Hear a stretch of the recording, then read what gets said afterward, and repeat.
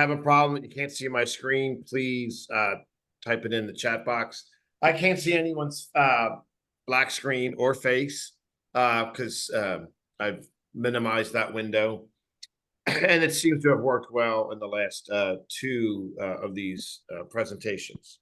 So, and again, if you have any issues or concerns during this, please type it in the chat box for Kate. So, as Kate mentioned, the topic for tonight is taking calculated risk by traveling outside your comfort zone. There's a lot of literature out there. I'll give you a few books, as I do in each presentation, to help you kind of engage in further reading if you wish. And it's a difficult subject. I think when people want to grow professionally, they need to grow personally. And a lot of that growth personally needs to be outside of one's comfort zone. And so what I want to do for the next 45, 50 minutes is just kind of introduce to you some concepts that you probably should keep in the back of your mind if you want to achieve something that you've been putting off, or if you're afraid of pursuing, or as in many cases, someone told you not to do something. Don't try out for that. Whatever, don't paint, don't take photographs, don't take that job, whatever the case is. We have a lot of people telling us don't in our lives, and you got to be careful of the don'ts. Be careful of those don'ts. So just a few items. Have pen and paper. I suppose you could use your phone to take notes. I will ask a series of questions. I don't think this one involves a scoring. The previous two presentations, you had to score yourself and then plot yourself on different types of graphs. That's not really necessary here, but it is helpful, I think, to have a pen and paper so you can keep track of questions and or perhaps follow up with questions towards the end. As we said, feel free to ask questions in the chat. And a lot of these talks do make people uncomfortable. I mean, I've been talking about personal growth and its relationship to professional development for over 20 years. And a common theme that I have found is that these conversations often make people uncomfortable for any number of reasons. In the world of professional development, you could take 101 workshops on how to deal with difficult people, how to manage a difficult situation, how to manage a project, how to become a leader for the first time, how to manage teams of diverse people. There's 101 workshops you can take. But my underlying premise has always been, but what happens if you're not ready to take those workshops? Like personally, if you haven't done the hard work to look at yourself, and I mean the really hard work to look at yourself and ask yourself the questions that I'm going to ask you, then I don't know how many times you take those workshops if there's going to be any growth really available. Because a lot of those topics require you to leave your comfort zone, and you're just not ready to do that. So off we go. So what we're going to do tonight is a little bit different from the others. And as we're going to take a look at 10 lessons about taking calculated risk and traveling outside your comfort zone from a moment in time. And the moment in time is when Roger Bannister became the first person to run a sub 4-minute mile. Now, I don't know how many of you have ever run before, but if you've ever run and you've been timed in the mile, you now know how fast a sub 4-minute mile is. So this is the picture of Roger crossing the finish line at Iffley Road Track in Oxford, May 6, 1954. And it was a small crowd, about 1,500 people or so, when the announcer said to the crowd, the time was 3, and the whole place erupted. There was talk of Roger or some other runners who we'll talk about that were going to run under 4 minutes. It had not happened. And finally, on May 6, 1954, he did it. He did what no scientist ever thought was possible, right? They thought, oh my God, you can't break the 4 minute mile. It's virtually impossible. So we're going to take a look at this moment in time, and we're going to draw 10 lessons from it. And in each lesson, I'm going to ask you a series of questions. And I hope that through these questions, you examine your relationship with traveling outside of your comfort zone. You know, we often think of relationships with people or perhaps the furry friends in our lives, but you actually have relationships with emotions and habits and characteristics.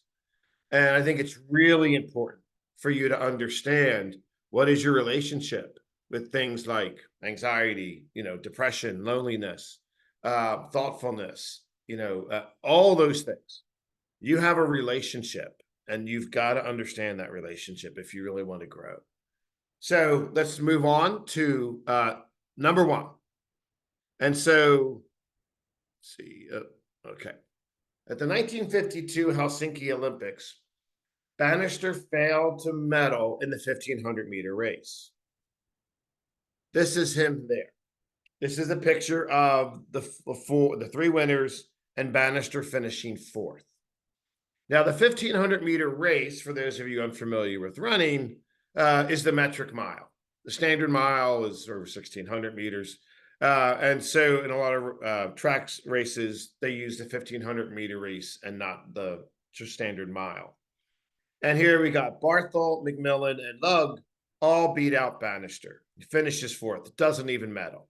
He sets a British record for the 1,500-meter race, but he doesn't medal. So, first set of questions. How often do you respond after you've experienced defeat? Like, what is it that you do? How do you deal with defeat? He didn't quit, obviously, after this. This is 2 years before he breaks the sub 4 minute record. How often do you move forward after a setback, or do you stay stuck, unable to progress? Was it you two that had that song Stuck in a Moment? If I was, in front of you and we had 4 hours for a workshop, and I love to do those longer workshops, one of the exercises we would do is tell me about a moment in time when you were stuck, because we've all had those moments. And the longer you live, the more life happens to you and with you. And you do realize, yeah, something happened and I was stuck. I couldn't progress forward. And then finally, how often do you use disappointment for fuel? So you can't travel outside of your comfort zone. You can't take a calculated risk if you're feeling sorry for yourself. But you can if you use that disappointment for fuel to move forward. So there's the first set of questions. Second lesson.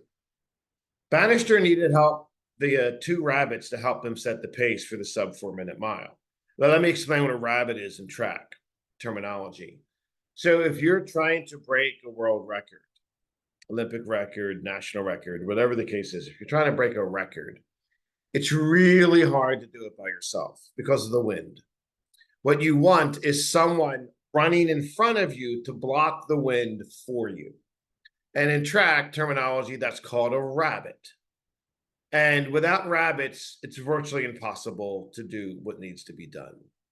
And Bannister had 2 rabbits, Chris Chataway and Chris Brasher.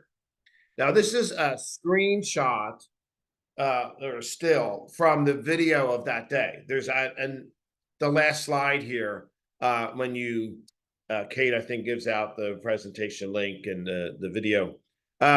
You can also just Google this. It's on YouTube. Thankfully, it's 1954, and they were able to video this historic event. So for the first 2 laps, Brasher leads Bannister. That's by design. It's exactly by design. And you can see how close Bannister is to Brasher. And he gets through the first 2 laps or half mile in 1:57. So double that and you're well under 4. And after the race, Bannister said of Brasher, he made success possible. And I just love that quote because I often wonder how many times do people that are leaders or managers of teams that kind of get all the recognition, how many times do they say, you know what, my team made this happen? I didn't work alone. And I think this is a model example of really taking that calculated risk and setting your ego aside. Well, I've worked with plenty of people that never gave anyone credit. Like, come on, we probably all have done that, right? You got a VP or you got some executive, they need all the attention in the world, I guess just to live and breathe, and they give no one credit. And it's often a miserable work environment because who wants to deal with that nonsense on a daily basis? But Bannister fully recognized he was never going to make this historic event without help. So then, as often happens with rabbits, the lead rabbit just he can't hang or she can't hang. Like they're going to just exhaust themselves after the first or second lap and just bail out of the race. And it's always quite interesting to watch this happen live on TV. And the first time it happens, and I'm with someone that doesn't know track, and they're like, "Oh, why did that person just quit?" I'm like, "No, that person did exactly what they were supposed to do: get the leader through the first lap or two." And then so Brashear is on the infield recovering from his incredibly fast half mile. Chataway comes up. I don't have a picture of Chataway. Chataway then becomes the rabbit because you don't want Bannister, or if you're trying to break the record, you don't want to be using any energy until the last lap. And so Chataway becomes the rabbit, gets Bannister around the third lap, and then a little bit into the fourth and final lap, Bannister says, "Thank you," and rushes past Chataway. And now I've also heard one interview with Bannister when he told Brashear in the first lap, "You're not running fast enough." So I thought that was quite interesting. I don't know if that's actually very true, but I suspect that it is. But I thought that was very interesting. And so what happens then is 300 meters left, Bannister takes over and breaks the record. So here are the questions for you. How often do you ask for help? And how often do you help others travel outside their comfort zone? Like, for example, has anyone ever used you as a rabbit? Has anyone ever said, "Hey, can you help lead me, guide me in this direction? Can you mentor me?" Right? Mentor is kind of synonymous here with being a rabbit. I think that's a really important lesson here that often goes overlooked is that Bannister did not do this alone. Kate, I see there's comments in the chat. Are we good to go? Sorry. Yep, we're good to go. Was just asking about a video. Oh, okay. Very good. Yep. The third statement here, aspect, is the weather conditions contradicted what the experts said would be necessary. Oh my God, I could talk for a whole hour on this. Do not listen to experts. No one knows, no one knows, no one knows. There's a very good columnist that writes for sports for the Wall Street Journal, Jason Gay. And a few years ago, Gay wrote a column. I think it's entitled something to the effect of "No one knows anything." And his whole point was to young people, especially, stop looking to quote experts as if they have all the answers to life. That's just not the case. There's all kinds of research on this. That the science of experts overwhelmingly demonstrates you should never listen to an expert. So please, just be very careful. So what did the experts say here? Oh, we could never run a 4-minute mile. It had to be perfect weather of 68 degrees. Oh, and there could be no wind. Absolutely, no, that would be impossible. And it could only be on a specific kind of track. It had to be hard and dry. clay, can't have any moisture on the track. The runner would slip and slow him down. So that's not going to happen. And it had to be run in front of a huge, boisterous crowd urging the oops, urging the runner onto his best behavior, the best performance. So guess what? The complete opposite happened. And all this comes from a Harvard Business Review article whose link is in the bottom there. Bannister did it on a cold day. And if I read his account of the day, that book is at the end. I'll give you that reference. And he said, I wasn't even sure if I was going to run. I wasn't 100%. It was windy. It was cold. I don't know. And he said, something in me said at the last minute, just go. Just put the effort forth. He'd already talked to his rabbits. He had them lined up. But he was like, it's not. Look at this picture. You got everybody's in long coats, hats. Everybody's in a long coat, right? Pants. It's not a warm and fuzzy day. How long are you going to wait to live your life? How long are you going to wait to tell someone what you want to tell them? How long are you going to wait to do what it is that you want to do? Paulo Coelho, the author of The Alchemist. You should all read The Alchemist. Read it 2 or 3 times in your lifetime. And his backstory is so incredible. We're not going to get into that right now. But Coelho said, one day you're going to wake up and there's not going to be any more time left. What exactly are you waiting for? Do it now. And so when I talk to people and I hear the W word, well, I'm waiting. Oh, you're waiting for perfect weather and no wind. Oh, you're waiting for a particular kind of whatever. Oh, you're waiting for the right person to see you or whatever. Like, what are you waiting for? What exactly are you waiting for? I've had people tell me I'm waiting to get my credit score up. I'm waiting to my parents die to live the life that they want to live. I'm waiting for this. I'm waiting for that. Okay. Look, you do what you want. I mean, you wait all life long. But that's why I don't tell people what to do. I just ask them questions.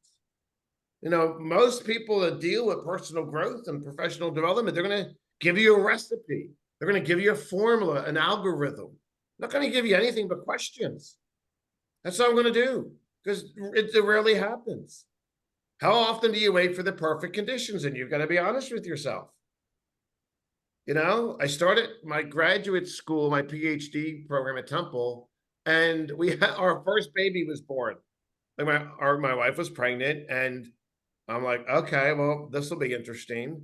I didn't wait. But what are you waiting for? I don't understand this waiting. How often do you rely on others to tell you when the time is right? Oh, that's a biggie. I can't tell you. I mean, I've been working with students for 30 years. There's a saying about the college majors.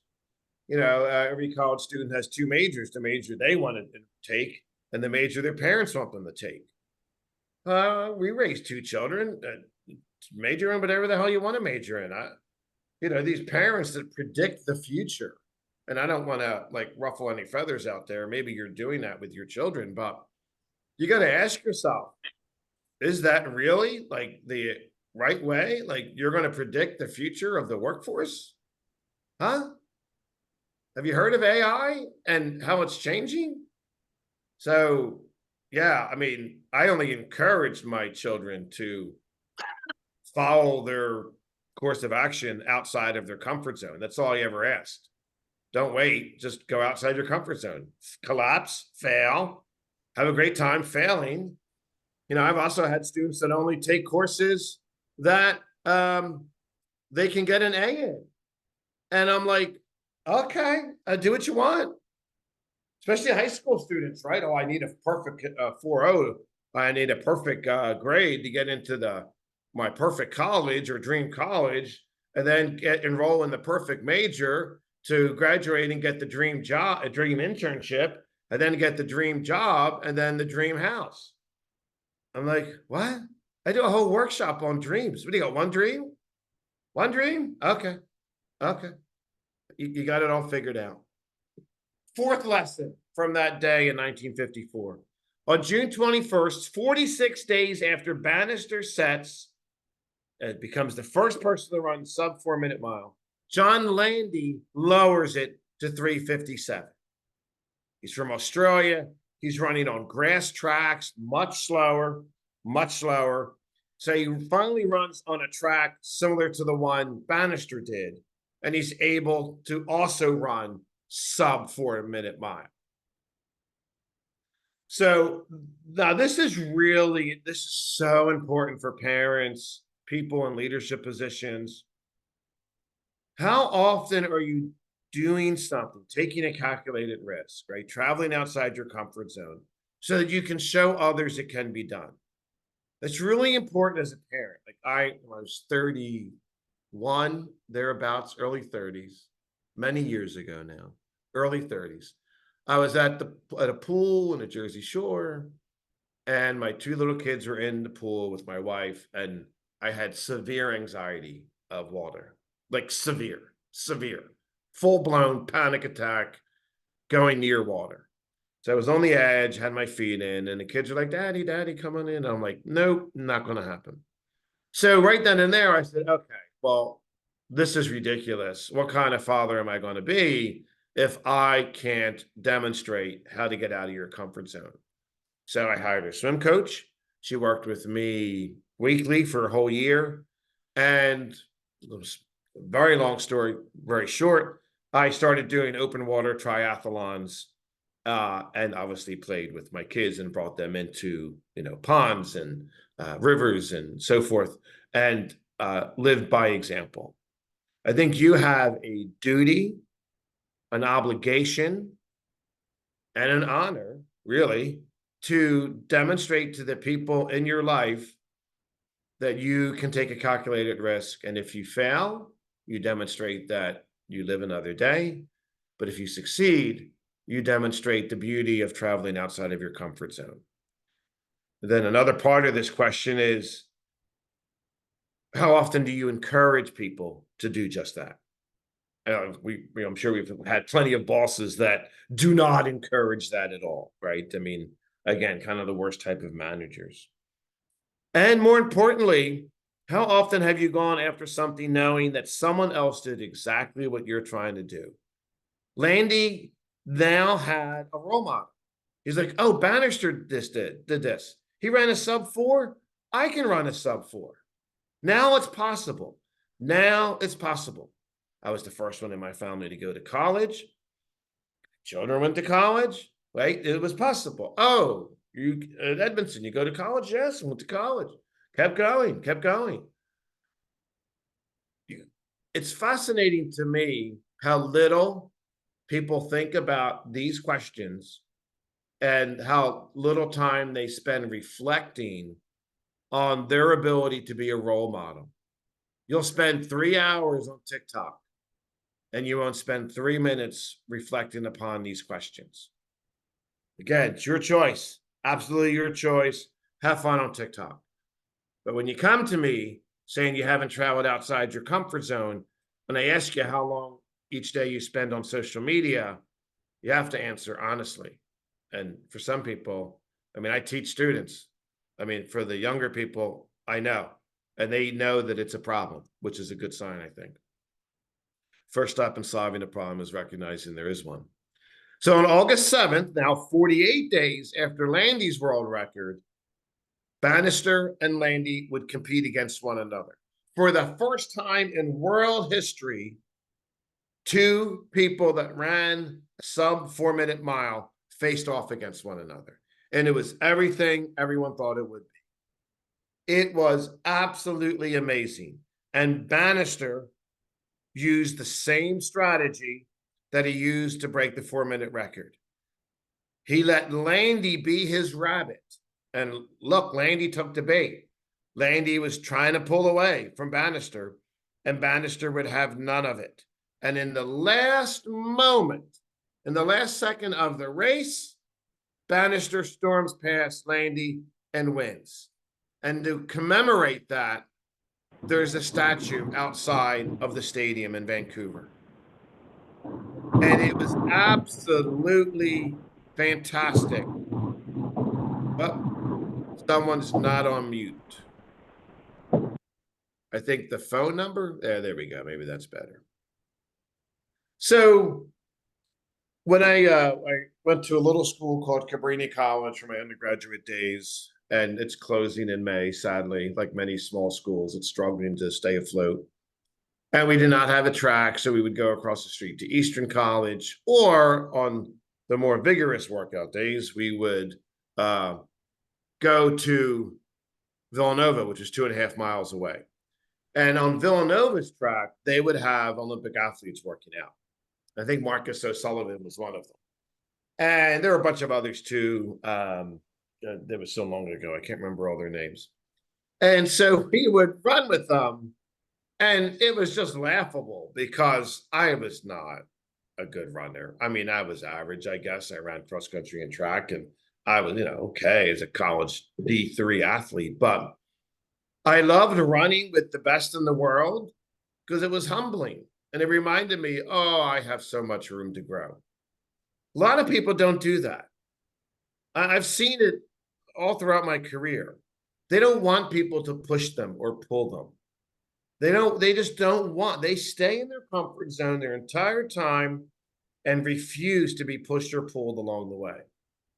So I always ask, like, how often do you go up against the best in order to see just how far you can travel outside your comfort zone?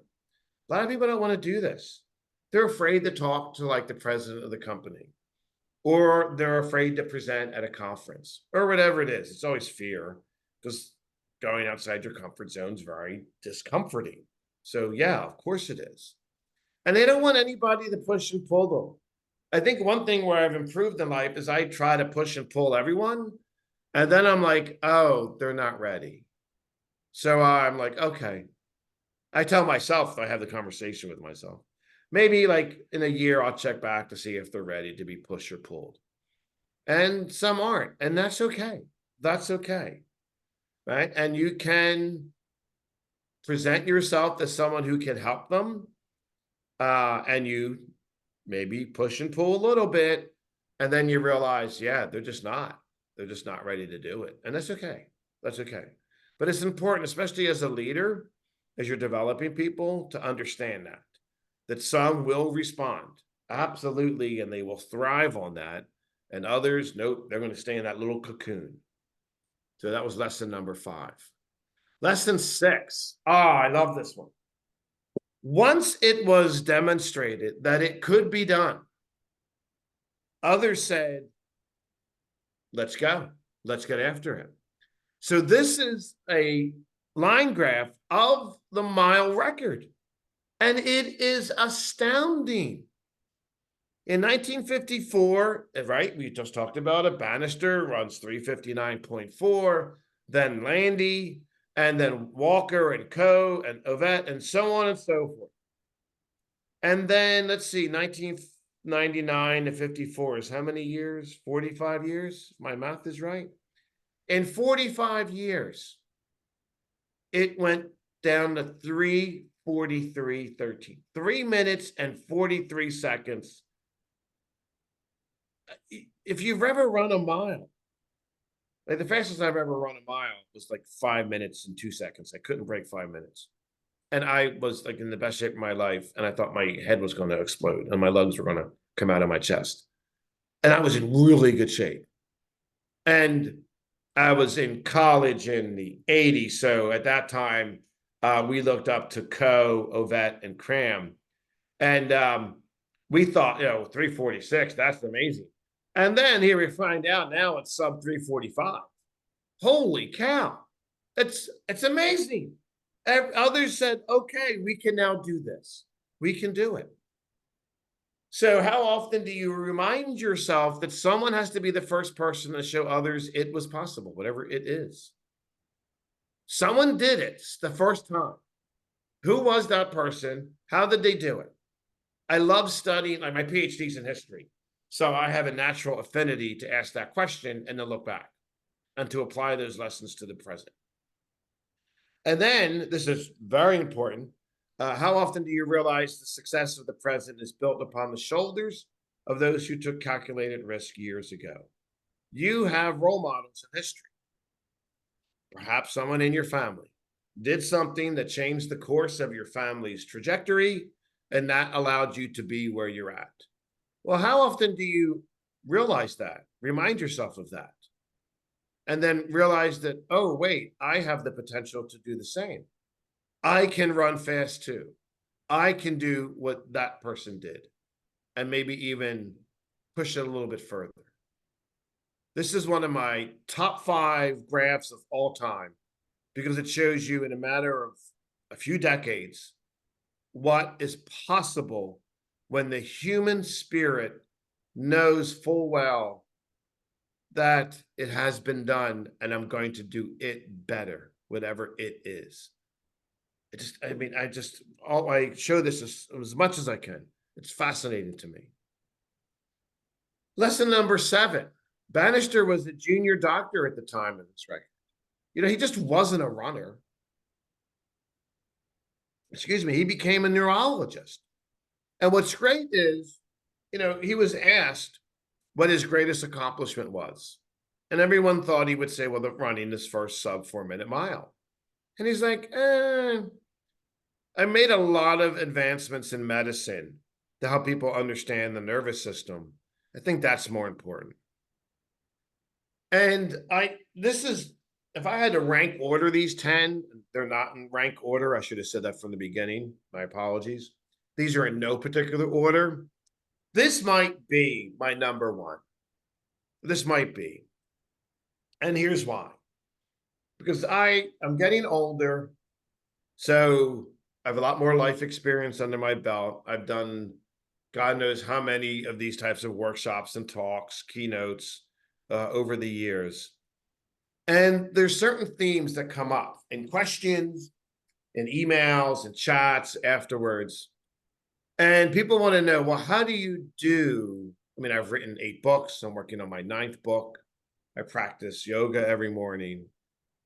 I work full time. I love NJIT, love my job and the people I work with and the community, the culture. Like, how do you do all those things? And I used to think that the answer was complicated. And then the more I read and the more I studied and the more I read and the more I studied, the more I realized, no, the answer is quite simple because I want to. And you don't want to do what it is that you think you want to do. Like, you're actually like stopping yourself, right? And people say, well, I can't do this. Well, why can't you do that? You wake up a half hour early. Oh, well, no, I can't do that. Well, why? Go to bed a half hour earlier. Well, no, I have kids. I have this, I have that. Okay. If you're looking for an excuse to stay in your comfort zone, you will find one. The easiest person to fool is yourself. The easiest person to fool is yourself. You can do 2 things at the same time. The man that ran the first sub 4-minute mile was in medical school. He wasn't even a full-time runner. So please don't tell me you can't do 2 things at once. I was in the PhD program in the 90s, right? Well, luckily my wife raised our children. She did most of the work. And I worked full-time. I was never comfortable. I didn't watch TV, ever. I'm still playing catch up with Law and Order after 20 years. And harking back to a previous question, how often are you waiting to get done one thing in order to start something else? It's kind of like saying, oh, I'm waiting. What are you waiting for? I don't understand. The easiest person to fool is yourself. You have to have these hard conversations with yourself, not with your wife, your husband, your partner, your girlfriend, your boyfriend, your mother, your father, your son, your daughter, your grandparents, your neighbor. Have the conversation with yourself. And then you can go have it with other people. So this might be my number 1 because I work with so many professionals and they are generally unhappy. And I'm like, right, because you haven't made yourself a priority. And again, here come all the reasons that you're not going to do what it is you want to do. Number 8, Bannister demonstrated the necessity of driving himself past the pain. Now, if you're an athlete, you know this. You know there's pain. There's going, and I don't mean pain like I got to go to the hospital pain, but so far out of your comfort zone, there's no comfort at all, none whatsoever. So the 3 quotes I give you from Bannister, and the first one is my favorite. The man who can drive himself further once the effort gets painful is the man who will win. It's not the brain, it is the brain, not the heart or lungs, that is the critical organ.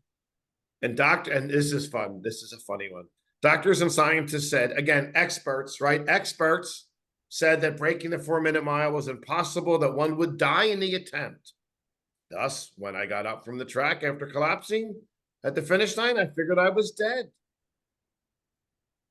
And as a so-called expert, why don't you just stop talking and just honestly say, I don't know if someone's going to die.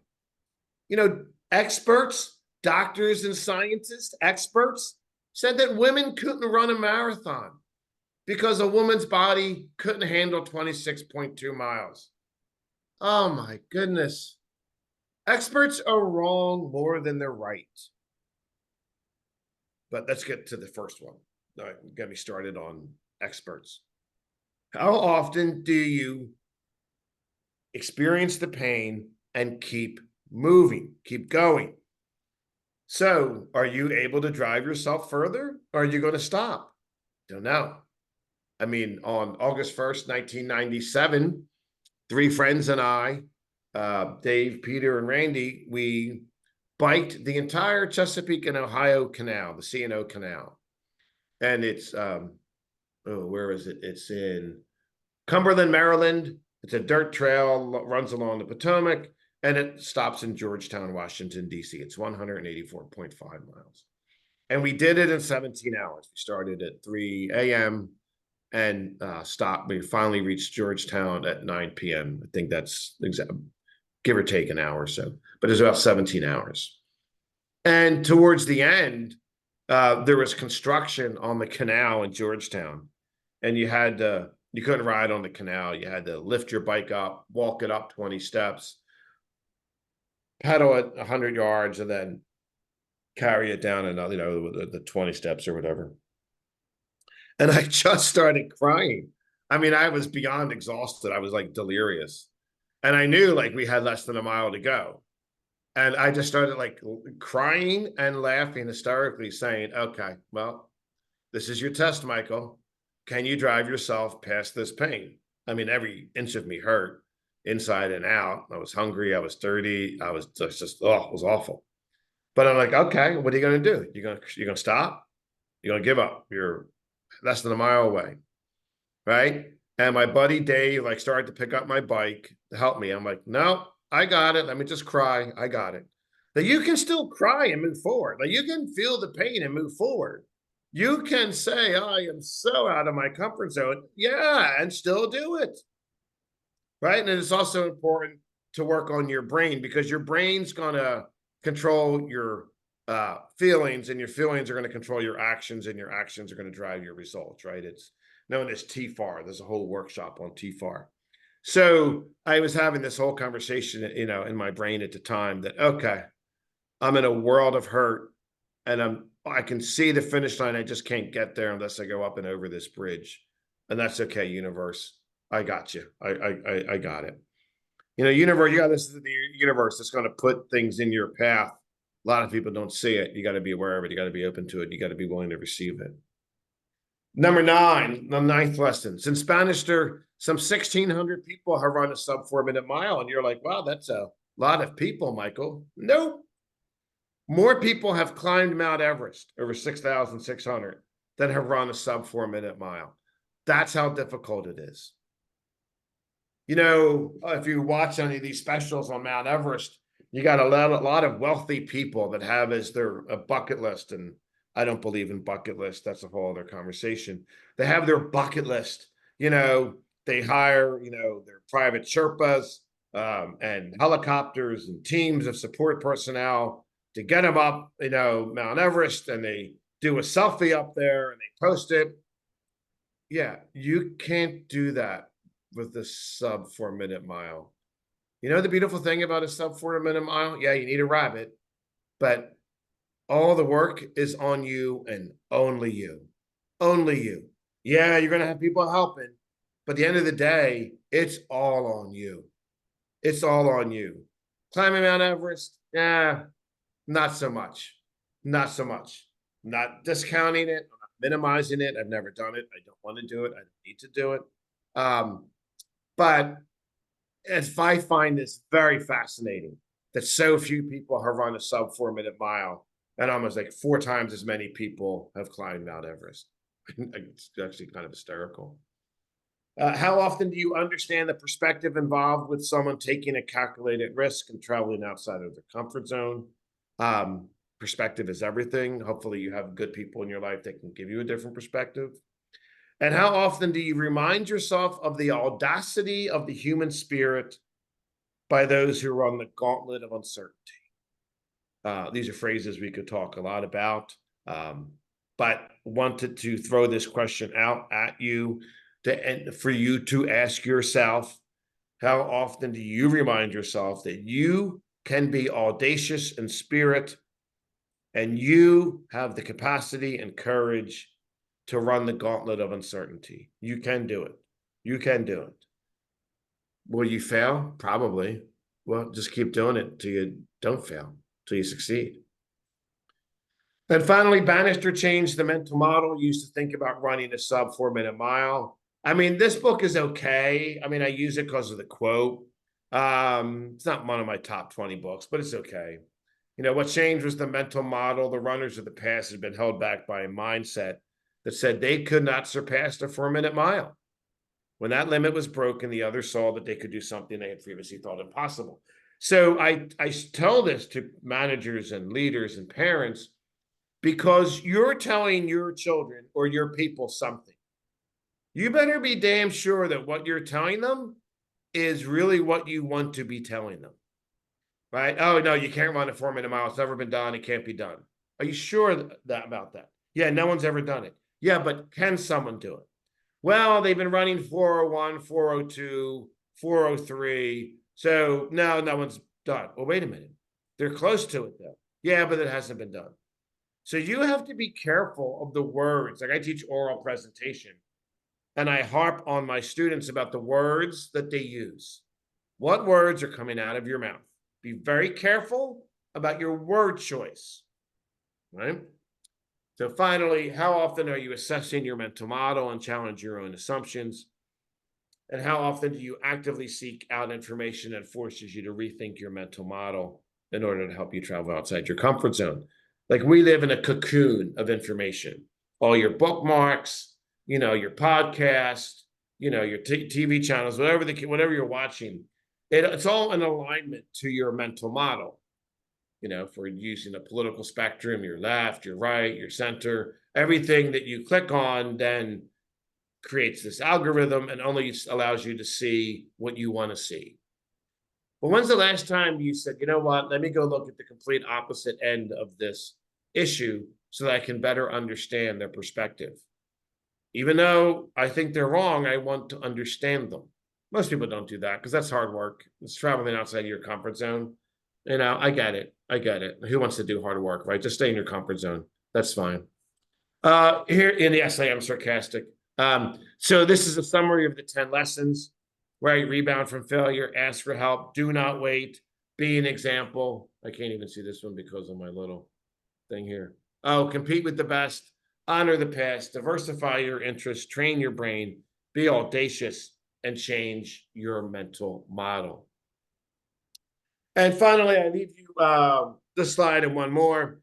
How often do you spend in each zone today? Like in the last 24 hours, were you in your comfort zone for all 24? Did you leave that and go to your fear zone, your learning zone, your growth zone? How often did you spend in each zone years ago? And how often would you like to spend each zone in the future? It is a very succinct illustration. And you have to ask yourself, that growth zone, that's pretty far away from my comfort zone. And I don't know how much I want to do that. Okay, then. Okay, that's fine.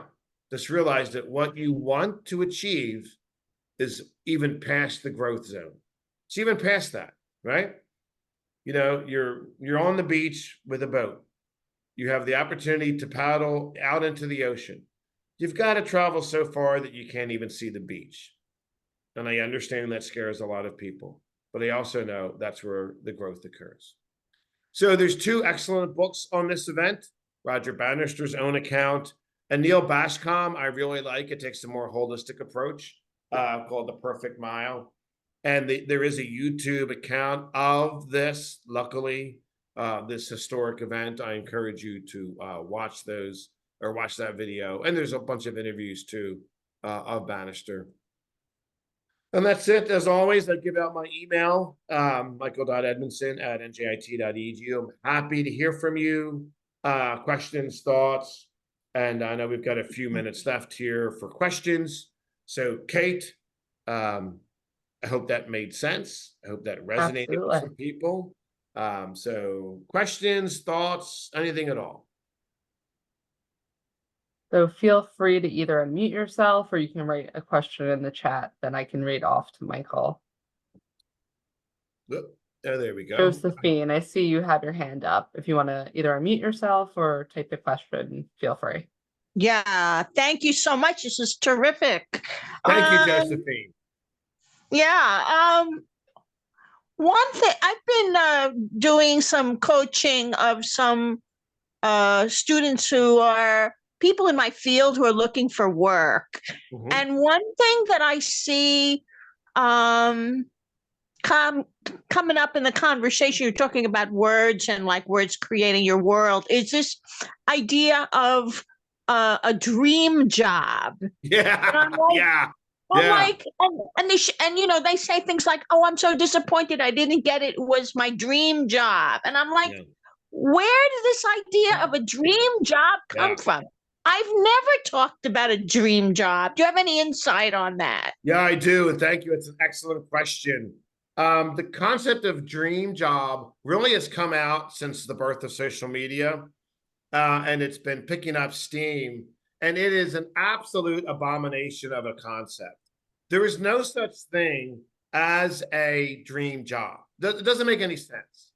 And what I do is I tell people three things. One, so you only have one dream. You have one dream, and that's it. You should have as many dreams as you need 2 lifetimes to achieve. That way you're never bored. Two, your job is going to change in ways you can't possibly fathom. So I don't understand what it means by a dream job. What, do you think this job is it? That's it? That's the only way this is going to work? And third, the company or school that you work for might close. In fact, probably will downsize, will be purchased, will merge. This concept of dream job, I think, and I don't want to go on too long here, is directly related to someone's inability to grasp the fact that they have limited time on earth. So I'm going to get this dream job. Why? And if you don't, are you less of a person? You could get hit by a bus tomorrow. And if you don't get your dream job, you're going to die a miserable person? I just don't understand that thinking. So I hope I answered your question, Josephine, in some small way. Thank you. Right. Okay. Very good. So Michael, James asked if you could go back to the summary slide while answering questions. Oh yeah, my bad. Sure. Let me see here.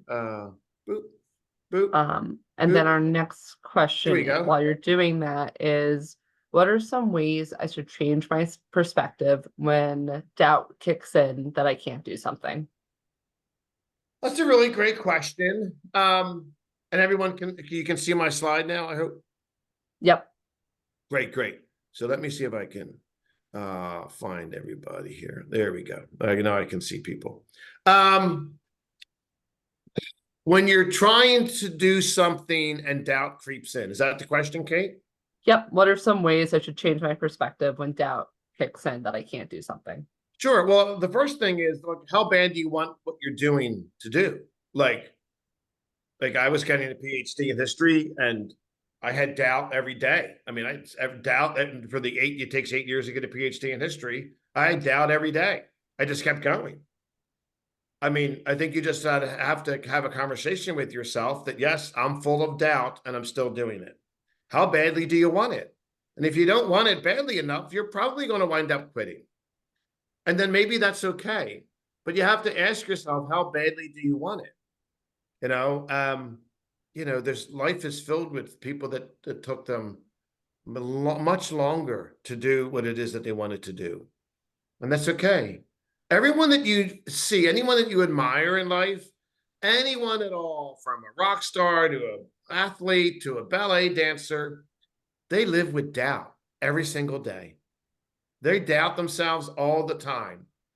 But you get so used to traveling outside of your comfort zone, you take doubt with you. It's your little friend. It's in your pocket. Hi, doubt. How are you? Okay, great. I'm going to go do what I want to do. You have that conversation with yourself. All right, what next? Great. Um, Was there so okay? this one is I've heard from people who sound like they have it all together, say you need to focus on one field. And if you Yeah. try to do everything, you aren't going to get anywhere. Do you feel like this has any merit, or does it really fall into the experts don't know what they're talking about? Well, I think we have to define what it means by like doing everything. I mean, I always take artists. Like the majority of artists throughout world history had a full-time job. Painters, writers, sculptors, it doesn't matter. So they actually had a full-time job during the day, and they wrote at nights and on the weekends. Now there's a school of thought that says, oh, well, that's just terrible. I would have to, sorry, Kafka, Franz Kafka, one of the foremost literary geniuses and expert authors over the last couple centuries. He said, I don't want to depend upon my art, my work, my words, my books for money. I don't want to. I have a day job that pays my bills. He called it a broodbuff, a bread job, pays for the bread. I don't want my art to pay for anything. I just want to create it and not have any repercussions from it. So I think you got to define what it means by doing everything. And I don't know if that was helpful or not. Email me, we can continue the conversation, but I hope that was of some help. Great. And then our next question is, can you talk about finding purpose? Yeah, no, this is a good question. What was fascinating with Bannister, right, was his purpose wasn't to run a sub 4 minute mile. He was just kind of after that as a goal. His purpose was to become a doctor, right? And to do good work and to have discoveries with the nervous system. And that's why it's such a great case study. His purpose was not to break the 4 minute mile. It was a goal. He was kind of going after it. He and his buddies, like they were running while they were in med school, and they realized, hey, this might be something that's doable. But it wasn't his life purpose, right? And I think it was brilliant that he said medicine was his greater achievement. He wasn't all wrapped up in the one thing that he was known for. So I think finding your purpose is absolutely going to change throughout your life. I don't know who asked it, and I don't know if you have children, but once you have children, your life purpose changes. If you care for elderly parents, my dad passed away, and I promised him that I would care for my mom as he was dying. And he did. That's another long story, but I took care of mom for 7 years. She became my purpose. I put my career on the side and devoted, my life to my mom. Still worked, still had a job, and, did all those things. But mom was my purpose, and she died 2 years ago. And, there was a struggle because I had to find a new purpose, and I did. I'm fine. But your purpose will change as you age for any number of reasons. Please don't think you have one purpose. No, no, no. You've got a lot of different purposes, and you have, more importantly, you have the ability to unfold and be someone who you never thought imaginable. The great author Joan Didion said, I already said goodbye to a few people I used to be. You are under no obligation to be the same person tomorrow that you were today. You're just not. Okay, next question. Great. We have time for one more question. So our final question will be, how do you create a supportive environment for failure that is not demeaning and encourages resentment and moving forward in a process of doing better? Yeah, so this has two dynamics, right? There's the family dynamic, and Steve Harvey has a brilliant talk about this. You know, you might have to leave or have serious talks with your family. And if it's a work environment that's not conducive, like you have to have the courage to leave. I mean, I've been in some really toxic work cultures. I mean, I've learned a lot of lessons. My latest book was Nurturing Equanimity, Building a Caring Culture. Like, I know firsthand how terrible a toxic culture can stifle everything about a person. And you're not allowed to fail. You're browbeaten. You're just demeaned in every way. It's a terrible existence. Get the hell out. Get out. Then you might say, well, I need a job. I have to pay. Good. Okay, go get another job. Millions of people change their jobs every month. Millions. Go get a new job. Oh, but I need my perfect job. All right. Well, now if you're putting qualifications around you moving out of a terrible environment, I can't help you. I can't help you. So I think you have to take responsibility and define like your path forward. So I know we're at 7, and I want to again be respectful of everyone's time, and hopefully that provided some kind of answer. So I know, Great. Kate, what are your thoughts? No, very good. I'm going to close it out just in case, to be respectful of people's time. But if folks want to hang out on the end, and if Michael, you're okay with being on for 5 to 10 more minutes, we certainly can do that. Okay. So thank you all for joining us. I hope you found this session useful, and we look forward to seeing you at our next webinar on Wednesday, April 24th at 6 p.m. And thank you, Dr. Emmetson, for sharing your expertise with us. Thanks, So if Kate. anyone Really wants great to, working with you, and thanks for the no offer. problem.